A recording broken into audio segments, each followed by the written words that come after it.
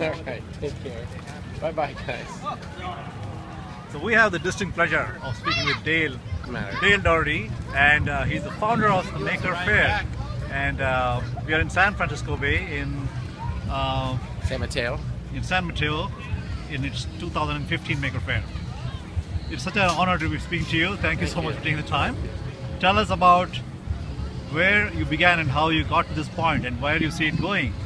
Well, this is in like 30 seconds. Yeah. Well, this is our 10th annual Maker Fair in the Bay Area, and it's a celebration of making and our culture in all its forms and all the different people who make things.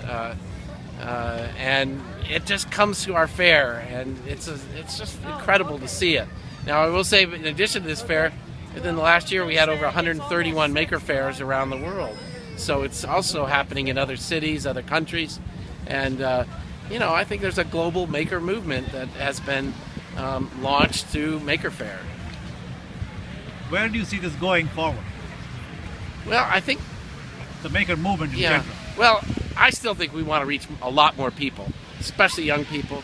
But I think the maker movement is a source of innovation. It's a source of inspiration to really transform education, to align it more with how kids learn. And we believe a lot in learn by doing.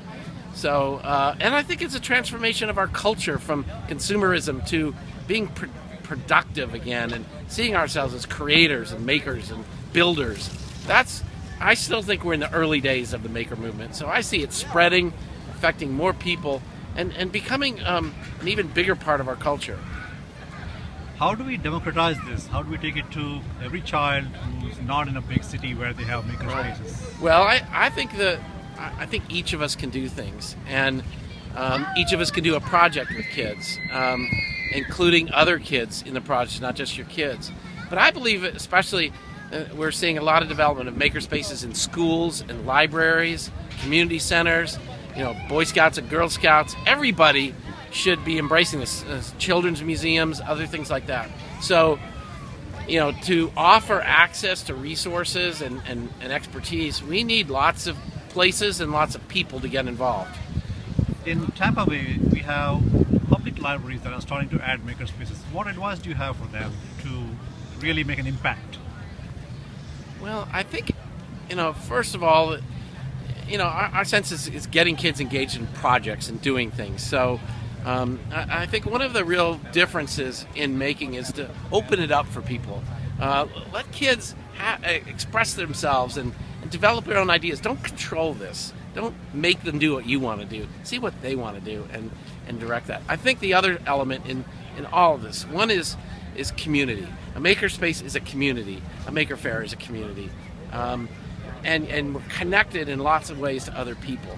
So I think you have to work hard to develop that community, not just buy tools and expect people to show up, and not just have programs and expect people to show up. Connecting to people and getting them to a sense of ownership for those spaces, sense of investment in them, I think is really important. And then I think, especially in a city like Tampa, you have to ask, how can we connect these activities that we're doing? How can we connect maker spaces so kids have it in a school and a library, not one or the other? They don't compete with each other. And especially we have to ask ourselves, are we reaching everyone? Are we positioning ourselves? Do we have the intention to reach kids, the disadvantaged, right? And people that may not have this opportunity, may not have parents bringing them this opportunity. I feel, if we just see it as all those kids have a vast potential that we can miss because we don't connect to them, we don't include them, we don't help them have the same opportunities. One last trick question. What do you do for fun?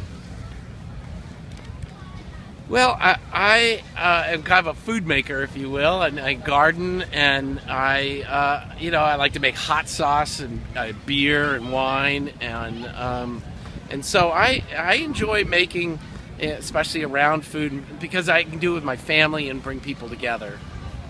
It's been such a pleasure, and we hope to see you in Tampa Bay sometime soon. Okay, good. Thank you. Thank you.